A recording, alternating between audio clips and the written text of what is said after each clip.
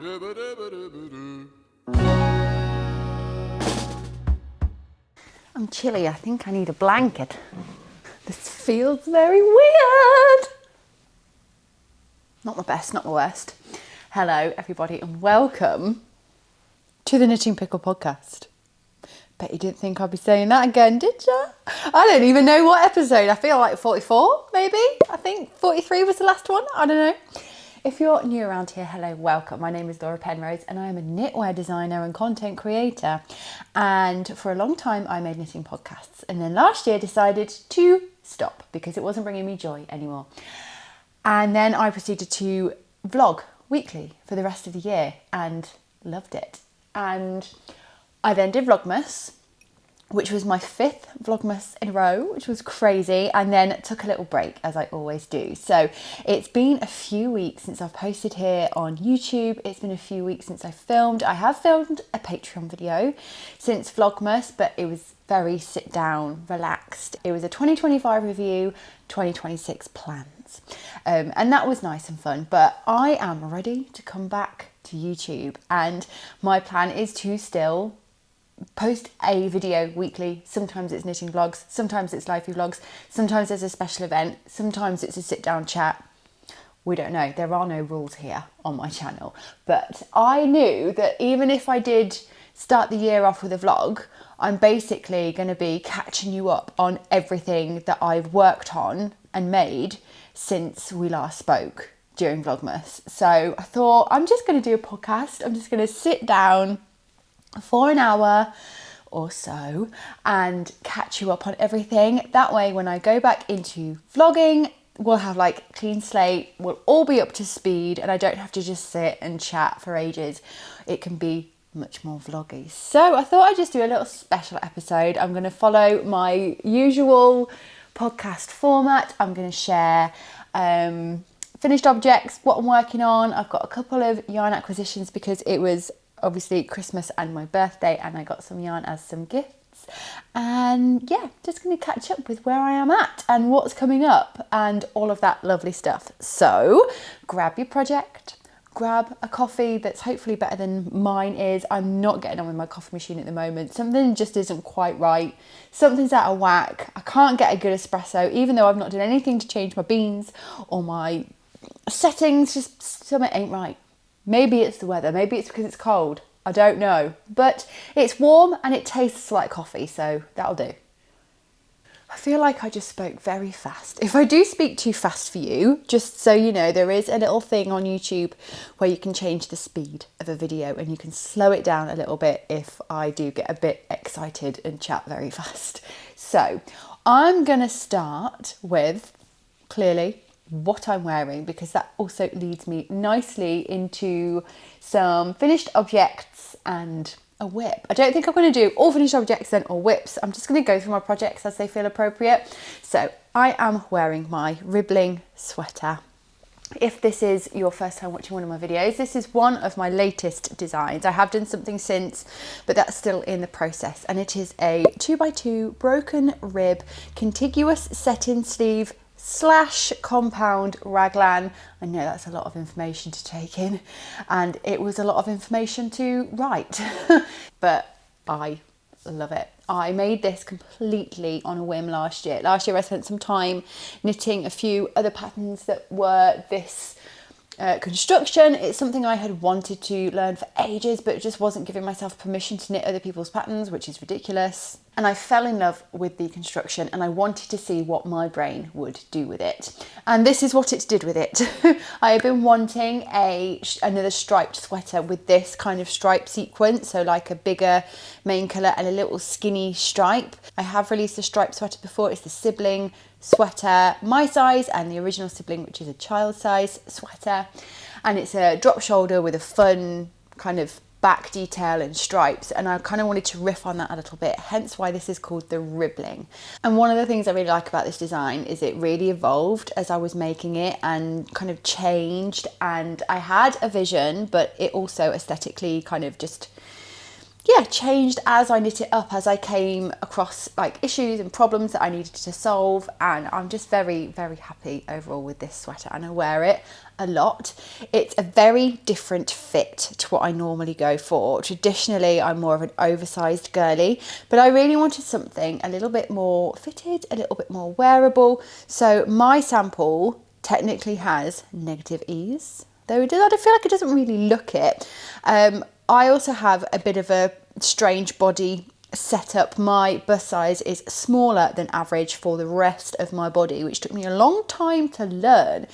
And quite often, well, most of the time, we will go by bust size when it comes to the size that we choose. And I kept having garments that didn't fit me properly across the shoulders, across the biceps. And it's because I was choosing sizes that were too small, because I was going with the bust. So with this one, I've got a little bit of negative ease across the bust, but you know, it's not tight at all. There's space around here. I've gone for a what I would call wide fit sleeve. In the pattern there is wide fit, which is basically we've got space here. Some sizes that means no decreases, some sizes that means there's a little bit of a decrease. And then there's also a tapered fit, which will be more of a classic sleeve that kind of looks like that. Like, not like tight, but it's got a taper to it. And I'm going to be doing that option in my second sample. So I've got a version of that to show. But this is size 2, and my next sample that I'm working on is a size 4, because I really want to see how this looks with a little bit more ease, which is really exciting. The yarn I used for this is one of my new favourites, and I think my yarn of the year for last year. No one asks me to choose a yarn of the year, but I like to anyway. This is the West Yorkshire Spinners Fleece BFL, and I love it. I absolutely love it. I love wearing it. It's the perfect balance for me of soft and woolly. Like, I personally, obviously we're all different, I don't find it itchy, I don't find it irritating, but it's also not that kind of super smooth. There is some pilling, which I'll show you in B-roll, mainly along the arms here, but it is a soft, smooth fibre, so it's to be expected, but I think it's all right. I have worn this a lot, and it's probably time for like a little bit of a wash and a deep heel and a bit of a spa day. But overall, I'm so happy with this design, and I wear it a lot. I find the fit really wearable. I have gone for a cropped version because I tend to wear a lot of high-waisted jeans. Obviously, body length is completely up to you, but the pattern is written to a cropped length. So I, for the first time, got this design graded by somebody else. And that was quite a big step for me as a designer. I think I had a little bit of a mental block when it came to using a grader, because inside my own head I was telling myself that meant I wasn't a real knitwear designer if I wasn't doing it myself. However, for me, I have a bit of a love-hate relationship with grading. Sometimes I really enjoy it, sometimes I really don't. And I have been too scared to explore quite a few ideas because I've been intimidated by the grading process. And this would have been one of those where I was like, oh, I love the idea. I love the idea of, you know, figuring it out for my own size as I go along, because I love that part of the process. But then the thought of making this work for, you know, 10 to 12 sizes, it just would have been a hard no.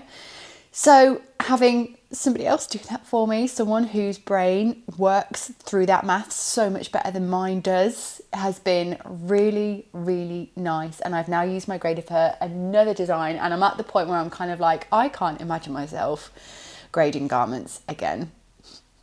I don't know. We'll see. But I used a grader, and it has been a wonderful experience so far. Obviously, I'm still in that process. And this went into testing today. Officially, today is the first day of the testing, though testers were notified on Friday, which would give them the weekend to swatch or get yarn if they wanted to. And today is the official start day. The test is approximately 10 weeks. Give or take, obviously depends. I might need to extend, we might be ready a bit earlier. It's kind of flexible. There's never like a set in stone. There's a date that I give because there needs to be a parameter, but My test knits are always flexible for me.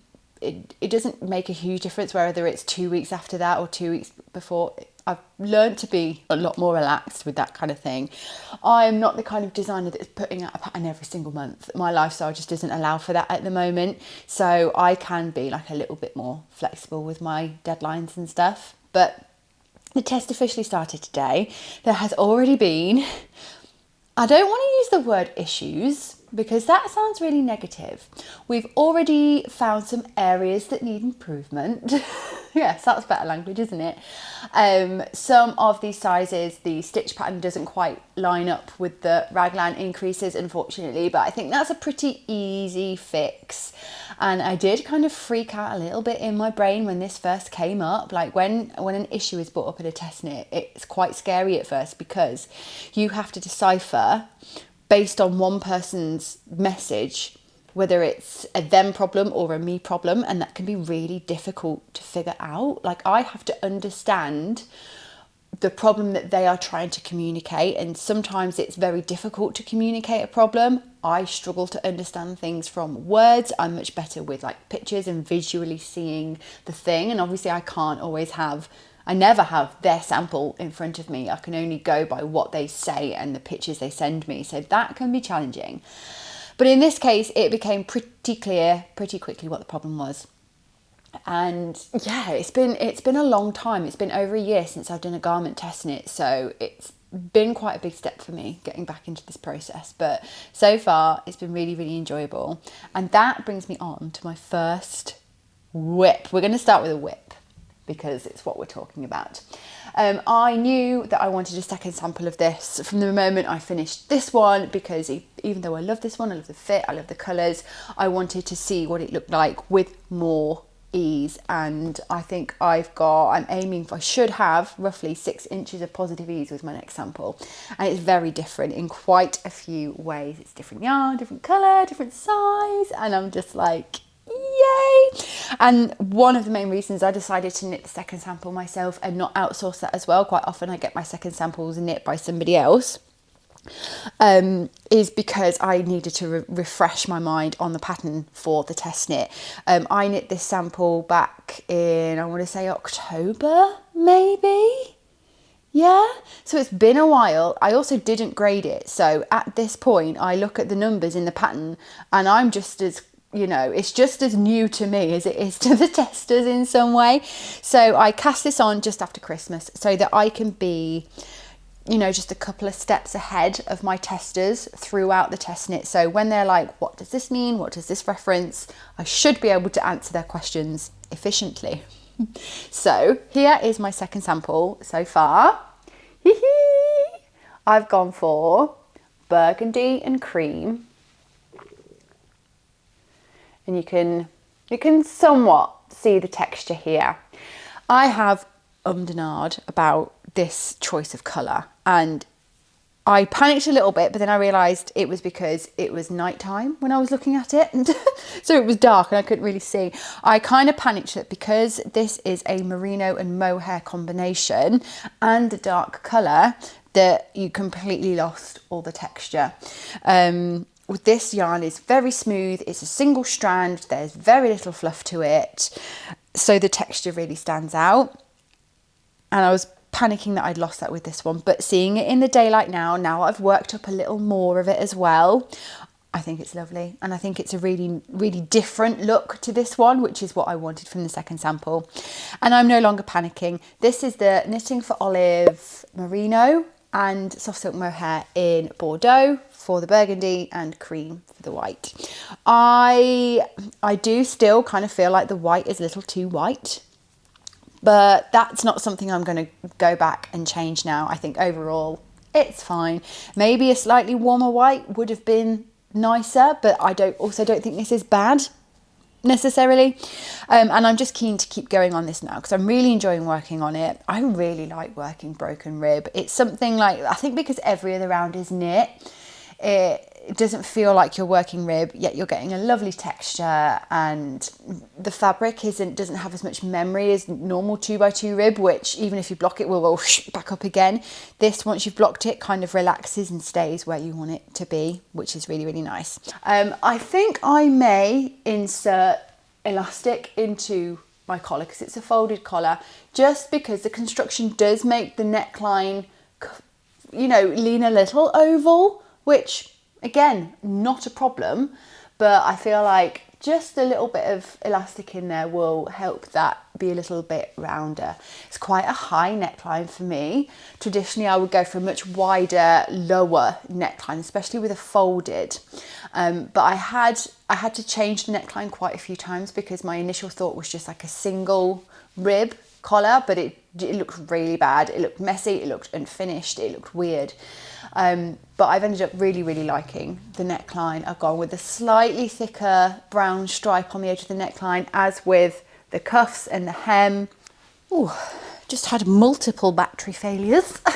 So I'd say this is my main whip at the moment, and what I'm kind of working on in the day and the evening at the moment, just because I'm enjoying it and I would really like to get it to the yoke, that like sleeve and body split, because at that point I feel like I can kind of relax on it a little bit, because you know the bodies and the sleeves are pretty simple. All the complication in this design is in the yoke, and it does take concentration and you have to really carefully read the pattern, I think.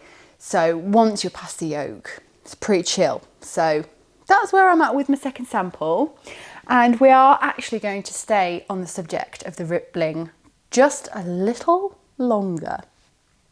I had a little January hyperfocus this weekend. It's happened for the past like 3 or 4 years. I will randomly cast on some form of quick accessory kind of project. Last year it was the Russell scarf, and then quickly followed by the Jacques scarf. The year before it was the pim pom shawl. This year I decided to make a Ribling hat.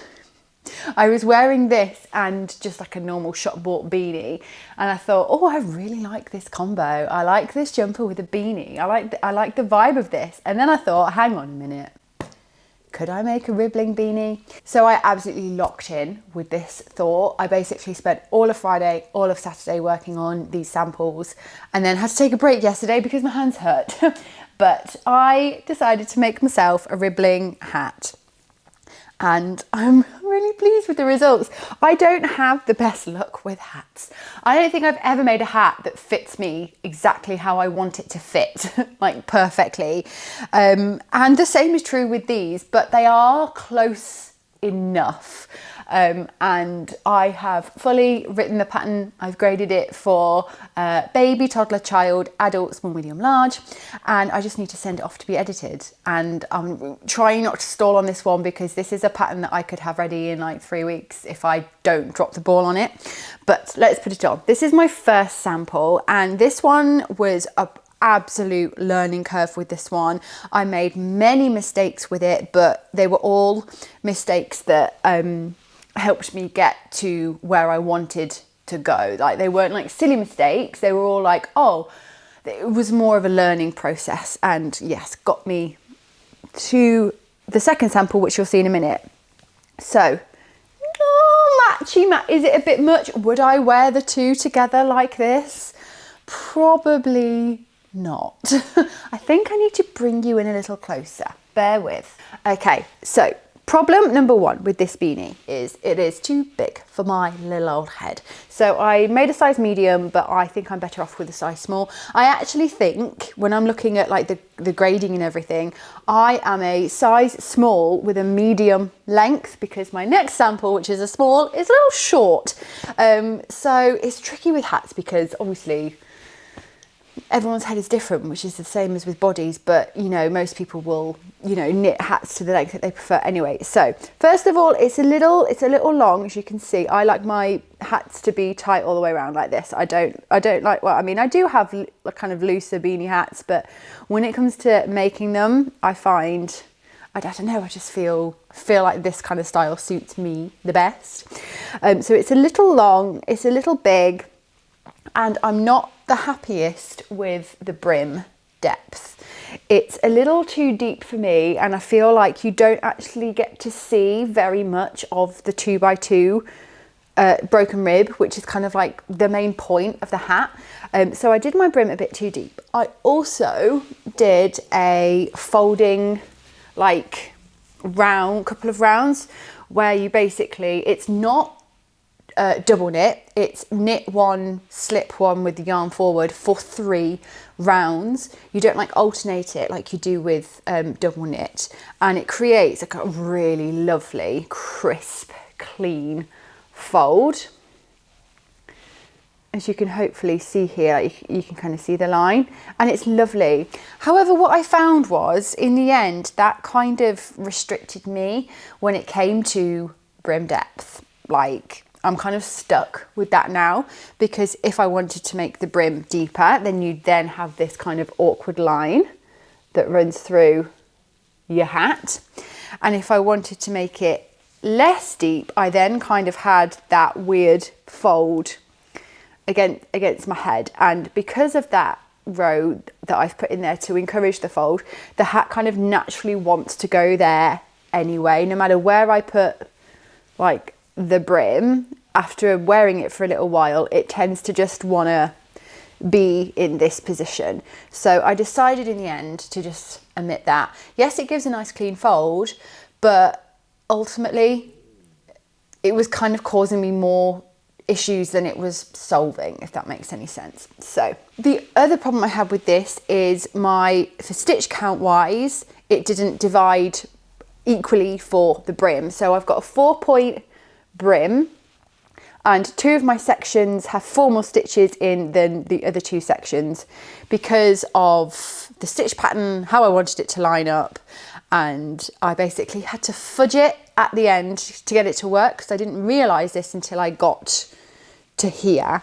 And I could make it work, but it wasn't good enough for me. I also don't like the way I did the decreases. I set my stitch markers up in a way that I thought was kind of easier, and you can see that these columns stay as they are all the way through, and the decreases happen either side of these columns. You can see them here. Now in the purl sections, I find like you absolutely can't tell, but in the knit sections you just kind of get this slight messiness here, which I really dislike. So I learned a lot from this sample, which led me on to my second sample, which again isn't quite perfect, though I could very easily fix this by just ripping back my decreases and adding a little length. But I don't think I'm going to do that, because, going to be honest with you, I'm not a huge hat wearer. I just really enjoyed making this project, and I think it would be a really fun one to accompany this project, especially if you have yarn left over. So for my second sample, I decided to go with something a little wilder when it came to my colour combinations, because, you know, I may or may not wear this hat, so I thought I might as well just have fun with it, and I absolutely love the colours that I went for. This is my second sample. I went for Knitting for Olive Merino held double in the colourway Rainy Day, which is the grey, and the neon pink is Folkstone Harbour Yarns Sock yarn held double. So one is not superwash, one is superwash, but I don't really think it matters. And I'm much happier with this sample. I love the pink. It's so fun. It's so not me, but I had so much joy working on this. And I also learned by holding my 2 fingering weight yarns together that you can make this hat with a sock set. So it uses less than 20 grams for the contrast colour and less than 100 grams for the main colour. So if you've got that sock set hanging around, you can't be bothered to make socks with it, you could always make a Ribling hat. So let's put this one on. As you can see, yes, this one is a little short in the head. It just covers my ears, but my earrings pop out, and it kind of feels like it wants to go that way because it's just a little too short. I'm literally talking like a 1/4 of an inch, 1/2 an inch, and it would be spot on for me. But equally, it's still fine. It looks right. It's fine. I'm just being like picky here, I think. So here you can see I made my brim shorter. So in this one, there are effectively 3 stripes before the fold. Here we have 2 stripes before the fold, and I didn't put a fold in, and I don't think it looks bad. I don't think it looks worse. I think it just looks like a hat should look like, whether we've got that extra fold line in there or not. And it just gives me so much more flexibility. Like if I'd accidentally made it too long, I could put my brim up further and it would still be fine. Or I could, you know, always just make my brim a little smaller if I wanted to have a little bit more length if it was annoying me, as you can see. But design wise, I find this is kind of the perfect point. So that kind of stripe is just on my head there. So I'm much happier with this one. Like the fit of it, the look of it. I think the crown, it looks much neater. As you can see, the decreases are worked in these columns. So the decreased stitch is on the very edge of these columns rather than the stitch next to it. So it just looks so neat and tidy and lovely. And everything works out evenly on the top as well. So yay, that's the Ribling hat. I'm really pleased. Just like with the cuffs and the collar, I went for the thicker stripe at the cast on at the very edge, and I don't know if that's divisive. I don't know if people find that weird, but I really like that. I feel like it ends the edge really nicely, but you could always omit the extra row that makes that bit a bit thicker if you wanted to. You know, we're all clever, we all know what we're doing. But yeah, that's the Ribling hat. So my plan this week, it's a Monday today, I'm going to get this pattern off to be edited. What I'm going to do with this, because it's such a quick, simple, short pattern, I'm going to go straight to final format on this. If you're not aware of how this process works, or at least how this process works for me, I would normally just write my pattern up as a Word document, and then that is what is edited, graded, and that goes into a Google Doc, which is then where my testers work from. And that is because there's going to be changes, there's going to be discussion. I want the testers to be able to highlight bits where they're struggling with, or where there might be an error, or where there might be a typo. And when it's a big pattern with lots of sizes like a garment, then that is the best way I found for me to work. And then once the test is finished, I will then put that document into its final format and have that edited. Whereas with a small pattern like this, it's literally a page and a half and very little maths, very little grading to be done. I'm just going to go final format because it speeds the process up a little bit, and then the testers will have that final format document watermarked. And then if they have any issues, they can just tell me about them in the chat or send me an email. They don't have to actually be able to comment on the document, I don't think. So my job for probably tomorrow is going to be to final format this pattern and get it off to my editor, and then I can do hopefully a test call in the next week or two and have this pattern out in the next three or 4 weeks, maybe. Who knows? Tell me what you think. It's just a bit of fun, isn't it? Just a bit of hat fun. I haven't done a hat in years. Okay, so that is everything Ribling wise, I believe. I have had a couple of people ask if I'm going to do a child size for the Ribling. Maybe. I'm going to ask my grader about that. I'm going to ask if she could just like grade child sizes from what we've got so far, or whether I would need to like write up a base pattern like I normally do with a sample, blah, blah, blah, blah. If she can just turn it into a kid's pattern for me, then that would be awesome, because I would like to make some for my kids, and I think I'd probably call it the Riblet. I mean, I kind of want to do the pattern just so I can have a pattern called the Riblet. So before we move on to my other projects I've got here in this big old baggie, I'm just going to address something that if you watched my Vlogmas, you might be wondering about. No, I have not picked up Mr. Penrose's Paul cardigan since I gave it to him. He hasn't even tried it on. It was a bit of a stressful time for us between Christmas and New Year, and then he got really poorly. I didn't want to be like, you know, can you get up out of bed and put your cardigan on? But now he's feeling better, I'm going to ask him to do that, because I don't want that to sit. But I'm probably going to let it sit until I've done, until I finish this one, and then I will get back to his, because I literally just have to do the sleeves. I'm pretty sure I might have to lengthen it a bit, but we'll see. So you won't be seeing the Paul cardigan in this podcast. I think we've all pretty much had enough of it. So since Christmas, I have finished and nearly finished 2 pairs of socks. And I'm very excited about these. I'm very much in love with both of them. So I got the Lay Family Yarn Sock Advent Calendar last year and really enjoyed it.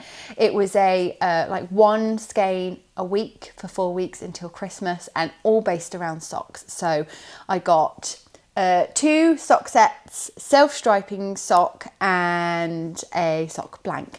And basically on Boxing Day, I think the day after Boxing Day, I cast these on. We went over to my husband's family for the day, and for the first time I was not the one hosting, and I just sat back for most of the day and chatted with family, played with the kids, and worked on these socks, and they knit up so unbelievably fast. So this is, have I weaved the end? There's one sock I have not yet weaved the ends in, and I've been really good. I have not worn these because I wanted to show them to you without them being worn. I'm wearing my hand knit socks a lot. I wear them all through the winter, autumn, winter, spring. I wear my hand knit socks. I tend not to wear them in the summer, but they get a lot of wear.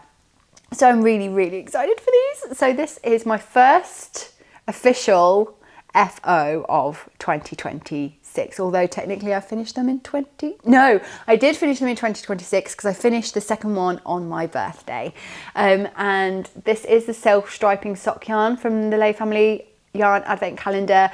It's called Buddy the Elf, I believe, and it was just so much fun. It came with a mini, which is this bright green we have here, which I use for heels and toes. And how much of that do I have? I don't have my scales near me. I definitely have enough that I could have put a bit into the cuff, even if it was just like maybe like one little bit there on the top. So, but because this was my first time using a self-striping yarn and it was 50 grams, I really didn't want to run out. So I thought I'm just gonna leave this separate. I know that this will be enough for my heels and my toes, but I was unsure whether it would be enough for cuffs as well. So I just went straight into it on the cuff and worked all the way through until my yarn was about 25 grams, until I'd worked through half my yarns, and it ended up with 3 repeats of the colour sequence exactly, which is really nice, as you can see.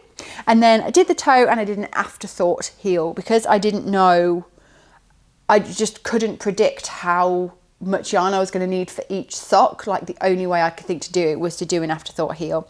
And I'm pretty pleased with it. I worked a few rows of just stockinette before I started doing the heel decreases.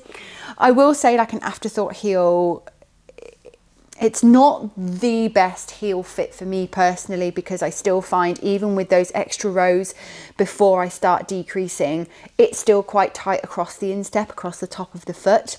But with wear, they relax, they grow, and it's fine. And it means I get that lovely heel right in the middle of those 2 stripes, and it means I know the sock is long enough and I don't run out of yarn. But like, now I know this, now I've got this little formula. Next time I have self-striping, I think I can be a little bit more confident in maybe putting in a different type of heel. I know that if I was to do a heel wrap and turn, that these stripes here where the gusset would normally be would end up being slightly slimmer because you've got more stitches. I also really like the Lily Kate Finest Fit socks, which I'm about to show you, and again there are more stitches in this area, so this central stripe would be thinner than the rest of the stripes, and I feel like that would annoy me. So even though I do sacrifice a little on the fit, at least I know my stripes are all perfectly matched. So I think it's a bit of give and take, but a give and take. But moving on, I do have another pair of socks though. One isn't quite finished. I'm about, I don't know, are we halfway through? Have I started increasing yet? I think I'm nearly there. But these were my birthday cast-ons. My birthday was on the 3rd of January and we went to a little Cotswold cottage. Ended up only being about half an hour away from us, but took us a lot longer to get there because it was very icy and cold and a little bit snowy. But this is another of the Lay Family Yarn sock yarns from my advent calendar, and this was the very first one, I think this was the first one and this was the last one, which is quite nice, isn't it? This was the Gavin and Stacey colourway. It was a quote from Nessa. I think it was like, or Tidy or something like that. I'm pretty sure it's what Nessa says at the very end of the Christmas special. But I just loved the colourway so much. This is the yarn, still wound up. So it's this kind of zebra stripe yarn, which I've never used before. I've seen many, many times. So that black kind of barber pole is in the yarn before it's dyed. And then it's just lovely, different kind of pinky, reddy, like quite light, not too saturated, and just absolutely gorgeous. And it came with a bright red mini. It's bright red, and I decided to go with like a little skinny stripe situation. This was 100 grand skein, so I knew I had more than enough to do heels, cuffs and toes, and so I just did a 2x2 cuff just because that's what I was in the mood for, and then these little thin red stripes every 10 rounds. As I mentioned, I did sorry about the lighting, oh my goodness. These are the Lily Kate Makes Fine Fit socks, and I think this might be my favourite sock construction officially. I don't dislike a heel flap and turn, and I really like the fit of them. I just don't particularly love working that heel construction. I'll go through phases. Sometimes I'll do it and I'll be fine with it. But then most of the time, like the thought of doing it, I'm just like, I think because it kind of, like, I like the flow of a sock, and I always feel like having to do a heel flap and turn really interrupts the flow. And I feel like it takes longer than a short row heel or an afterthought heel, which may just be my brain lying to me, I don't know. But with the Lily Kate Finest Fit socks, you kind of have the best of both worlds.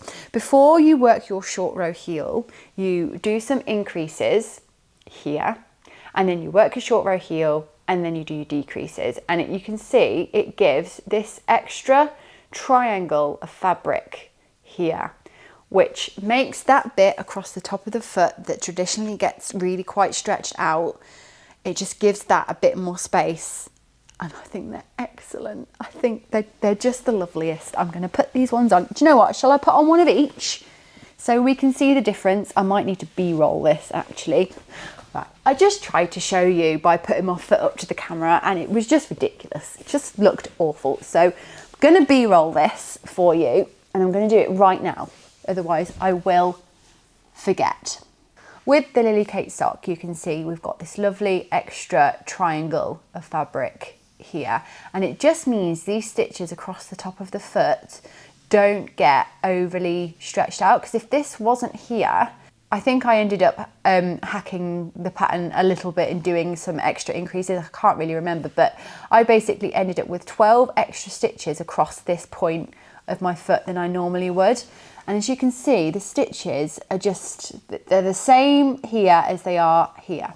Whereas with this one, where even though you can see I worked a couple of extra rounds here to lengthen the heel a bit, the stitches across the top of the foot are much more stretched out than they are here. And you see, nice and plain.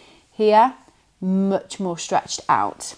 And again, it's fine, the sock doesn't look bad, but I can definitely feel that this sock is a little tighter across the foot, whereas this sock is a little bit more relaxed.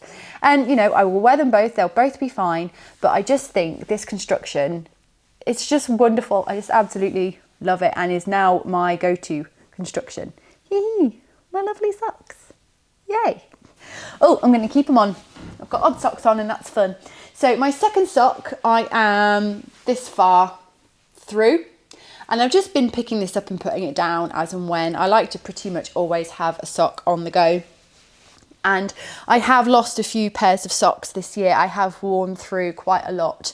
And the place at which I wear my socks down is basically on the ball of the foot.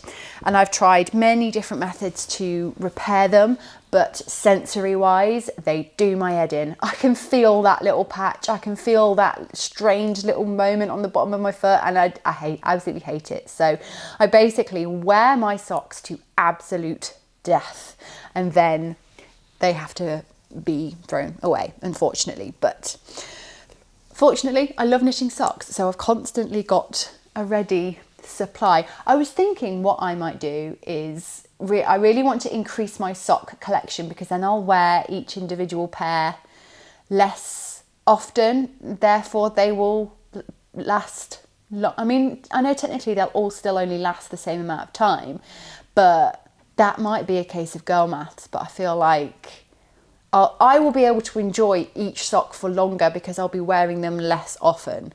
So they'll be in my life for longer. Even though the amount of wears I'll get out of them is the same, they will be in my vicinity for longer if I have more pairs of socks.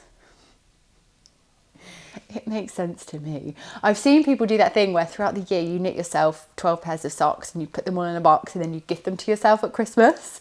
I don't know if I'd be able to do that.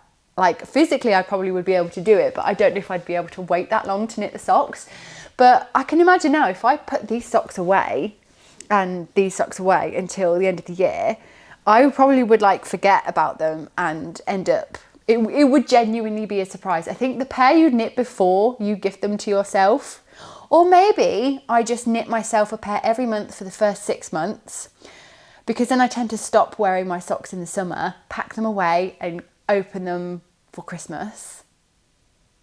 That would be fun, wouldn't it? Maybe that's what I'm going to do with these. We'll see. I don't know. Have you ever done that? Tell me if you've ever done that. So there you go. Those are my sock projects. And we've got one thing left to talk about, I think.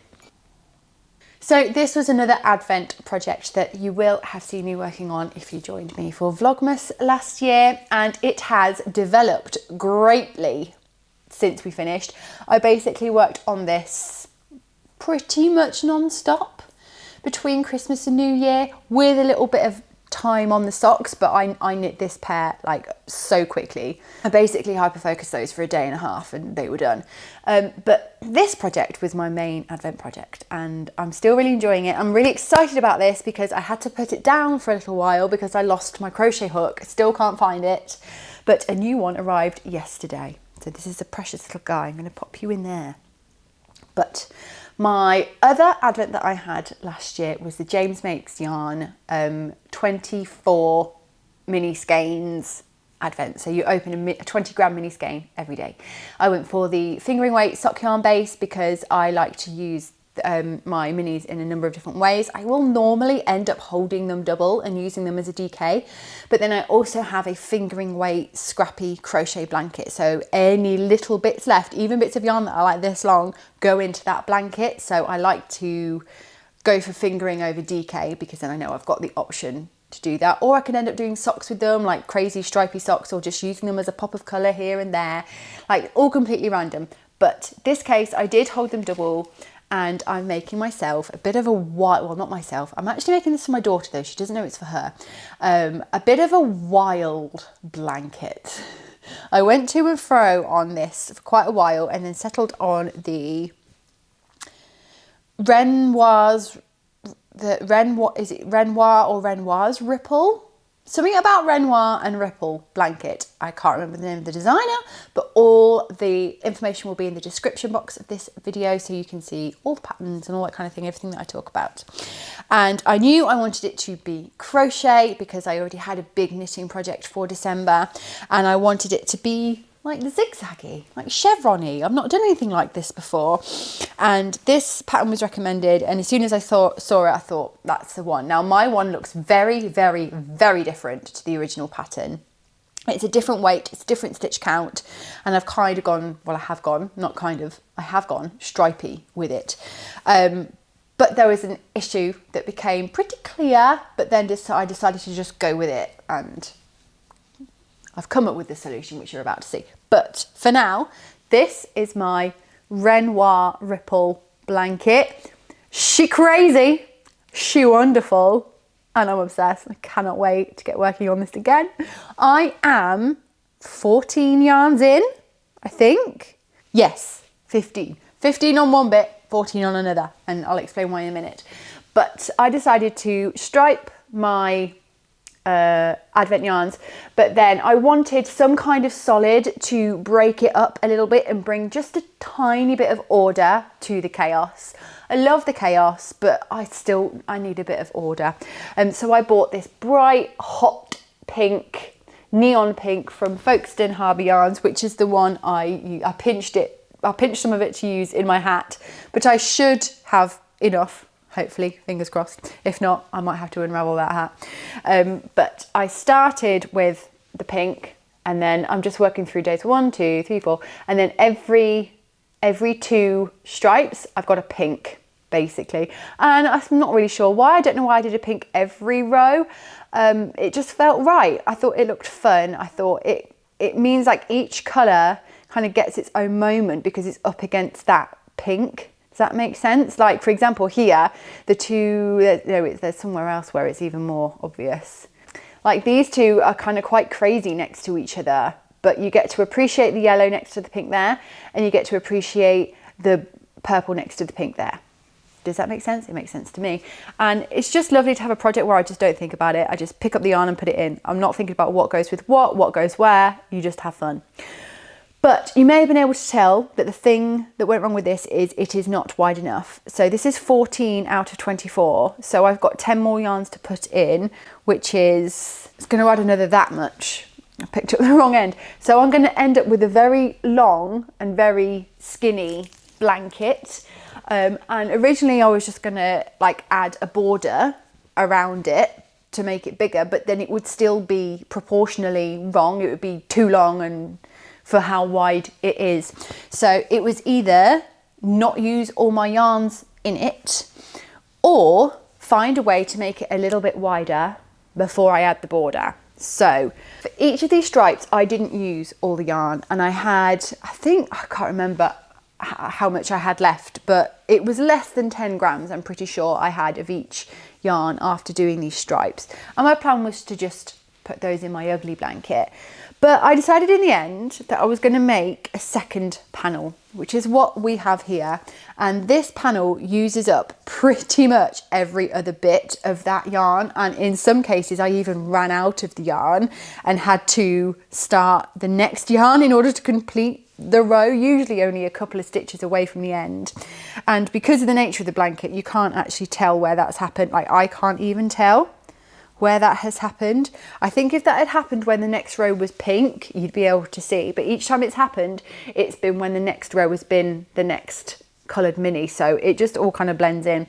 So my thinking was, if I'm going to add on an extra panel that's a different size to this blanket, I'm going to fully lean into it and make it staggered.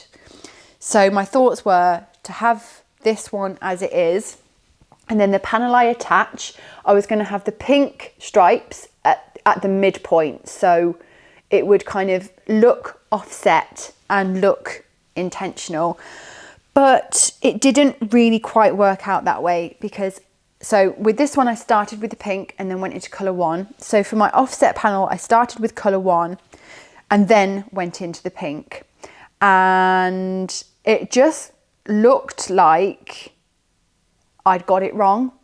And I also realised that the ends of my blanket, the thicker end, because my plan is to now go around it with the pink when it's done, I was going to have like a double layer of pink here because there wasn't pink at the bottom.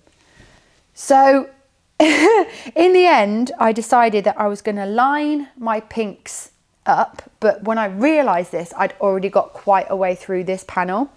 So I ended up going in with my final colour. So this isn't colour 24, and I basically worked in the opposite direction, and it took a little bit of thinking to figure this out. And if you look very, very, very closely, you can clearly see where these are increases and these are decreases, because this has worked in that direction and this has worked in that direction. But because of the nature of the yarn, you cannot tell. It's too crazy, it's too busy, it's too speckled. You just can't tell. And so it's kind of fine. I've got everything lining up nicely, and overall I still wasn't quite happy because the colours no longer line up, but the pink does. It just kind of looks, it still looks like I've just got a bit wrong. It doesn't look intentional. You see what I mean? It looks like it should be like that, but it's not. It's like that. And that annoys me a little bit. So I thought, oh, I'll just flip it upside down. So only the middle ones will be similar, but I can't do that because then it's not the right point here. Yeah, you see, it wouldn't join up. So basically, this is going to be a bit of a weird blanket, but to be honest, I don't really care. I still think it's going to be really, really fun. And adding that little extra bit of width, I think, I think I should have thought it out a bit better and just done it exactly the same. So the colours do line up. And yes, there will be a seam there. But I did like a little... I tested out a few joining methods before I got too far up my extra strip and found just a mattress stitch in the end, made a really, really nice join, and you couldn't really tell. And yeah, so I've definitely learnt some lessons on this blanket, but in the end, it's just a bit of fun. It's not too serious. It ain't that deep. So now that I've got my crochet hook back, I can continue with this one. And I do think I may well also still not be able to use every single yarn because I think I'll still have a weirdly shaped blanket, but I'll see when I get there, I think. And then yarns I have left over, I could work into the border. My plan for the border is to square off the ends with a colour, not with the pink, because I think that'll be too heavy, but use a colour to square off the ends and then go around with the pink and then go around with the colour and then go around with the pink and then go around with the colour. And I have got some 100 gram skeins from my James Makes Yarn Advent calendar from 2024, which is totally in keeping with this and should be more than enough yarn for me to go around a couple of times. So I might see how far I get with a mini skein, and maybe I could do like the edges one colour, the top another colour. Don't really know, but I'm just going to basically chuck as much yarn at this as possible. One final thing for this project is that I've been also making a magic knot ball with everything left over from this. So as I mentioned earlier, sometimes I ran out of yarn, sometimes I had a pretty decent amount left, and I'm just over halfway through the advent calendar and I've got a little magic knot ball of about this size, and this will go into my ugly blanket. So other than yarn ends, all of this yarn has been used, every single bit, and it's just so fun. It's my colour therapy. I don't know if you can tell, but I'm a neutral girly. I will do green, I will do rusty brown, but I'm pretty chill when it comes to colours. So something like this, for me, is just crazy, and I love it because there's no pressure as to whether I think it looks good or not.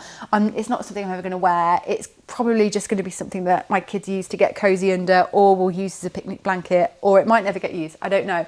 It's just very much a for the fun of it project, and I definitely need to have a project like this at all times, otherwise I go insane. So I am done.